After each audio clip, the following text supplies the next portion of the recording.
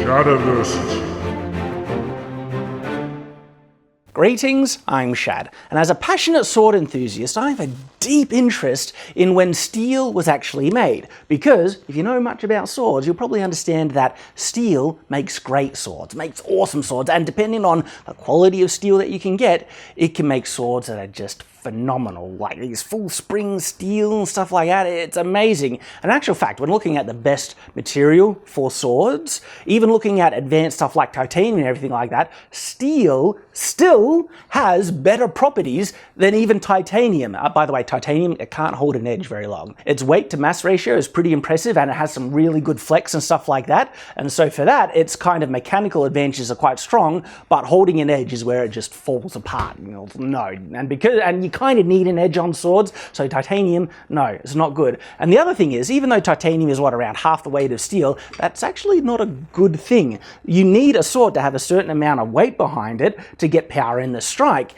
and steel almost has this optimal kind of level in regards to its weight. Steel at the moment is like the best material we have for making swords, and so when we first started to make swords out of steel is very interesting, because especially if you put it in a context where they might have been particularly unique and the other swords, the swords that were more prominently made in the world were like out of iron and bronze, these swords would have been seen as like magical, superpowered, legendary things of awesomeness. You'll kind of wonder where the legends come from of magical swords. I think this might be one of those data points we could look at. So I've already made 2 videos on one of the earliest steel swords we have ever found archaeologically. There might be some other swords actually that predate this one. The one that I have been able to find information on is called the Vera Jericho sword. I made a whole video on the subject, and a follow-up one addressing criticisms against me where people are saying it's not actually steel. So what I want to focus on specifically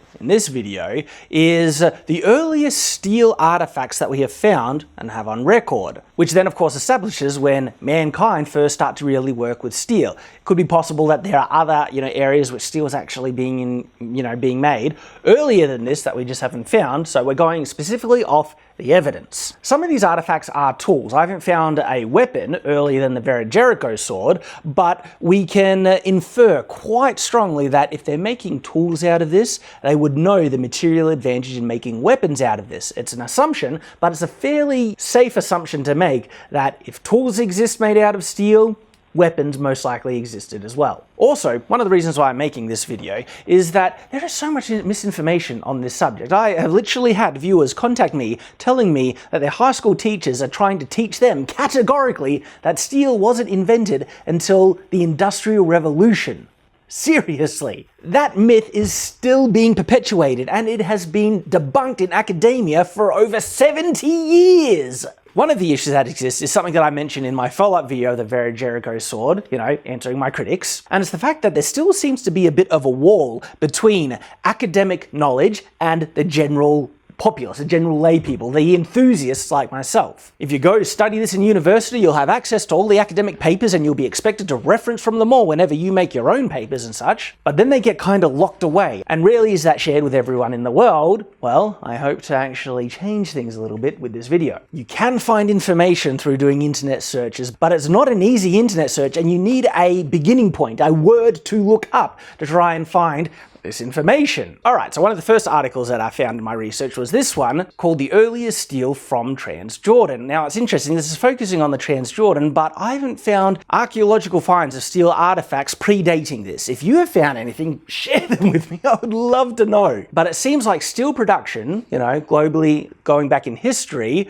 some of the earliest steel productions that we have been able to discover has been in the Anatolian regions and also the Jordan kind of regions around there. I should still have the link to this article because I posted the link on one of my previous videos, so I'll share it down below and hopefully it's still valid and the article is still there. The initial results of this study of the 5 anklets bracelets are both exciting and enigmatic. 4 of the artifacts have a structure where there is a uniform distribution of carbon from surface to surface, making them the earliest verified instances of mild steel from Jordan and placing them with a small group of the earliest dated steel from Eastern Mediterranean sites, such as Idalian and Cyprus. These bits of jewellery date to the earliest parts of the Iron Age, 1200 to 1050 BC. That is really early.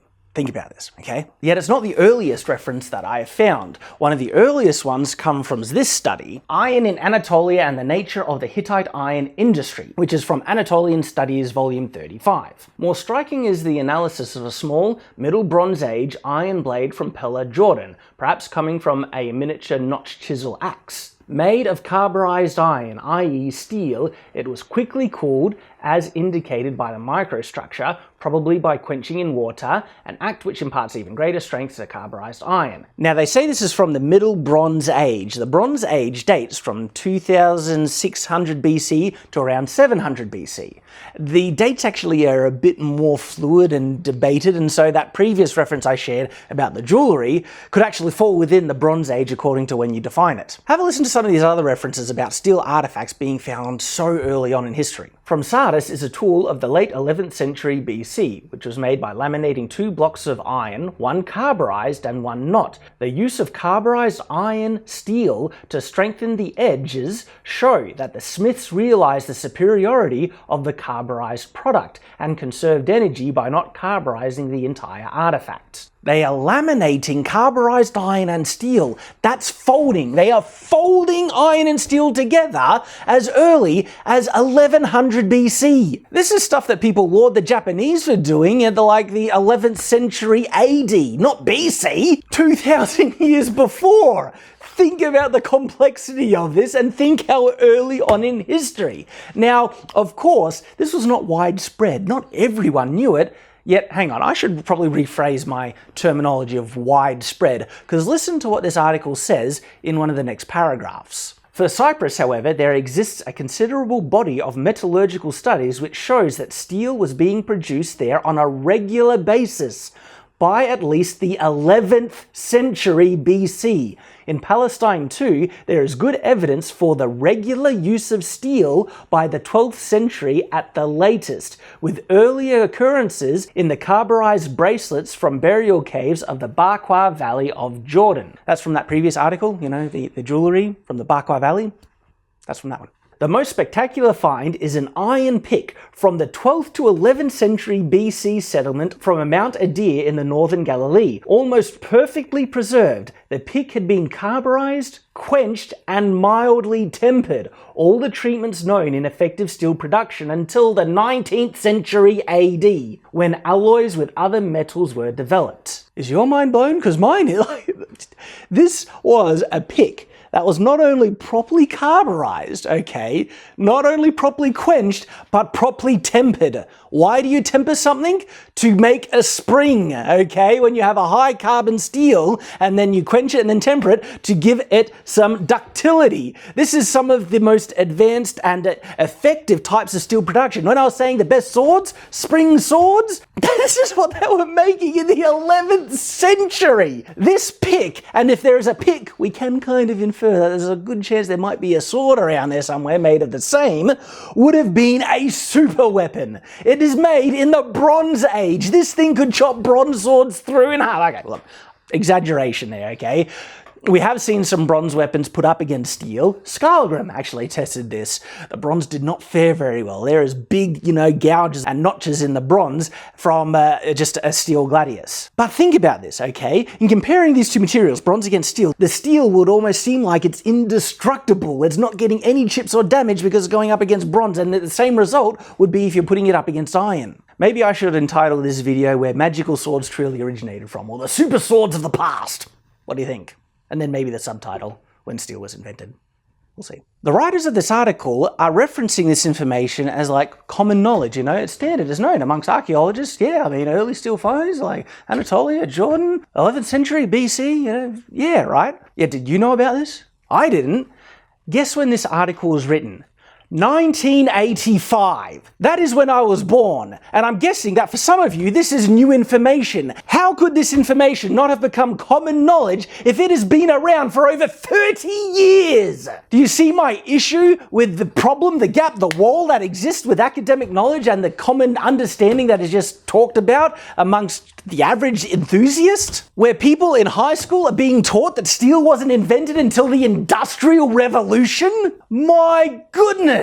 There's a problem there. Well, hopefully this video will help share some of that information, because Gosh. And with that, we get a good understanding that steel was invented a long, long time ago. It doesn't mean that everyone knew it, but certain cultures certainly had a fairly common idea, and there's good body of evidence that it was common practice amongst certain cultures. But it makes sense that they might not want to share these secrets. And in actual fact, I kind of envision the blacksmiths and smelters maybe not letting other people know of this almost magical, mystical kind of secret in how to make this super material which can make a sword that seems to be indestructible. You wonder why certain smiths and stuff, like in certain cultures, like the Norse culture, stuff like that, people attributed smiths with certain mystical, magical abilities in what they were able to do. And so it's beneficial for them to keep this knowledge, you know, locked away, especially on a cultural level. If you're going up in war against someone else and you can make weapons and armor of a much higher quality because you have better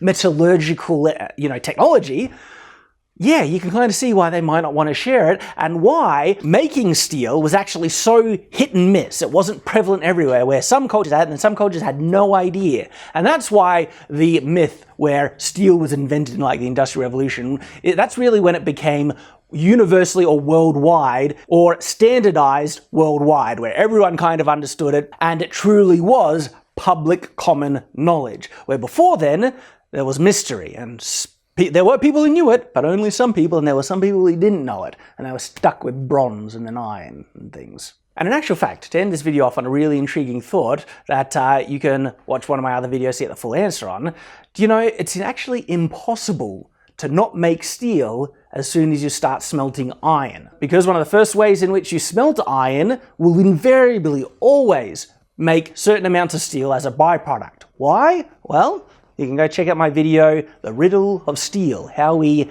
made it by accident for thousands of years. Hope to see you there, and until that time, farewell.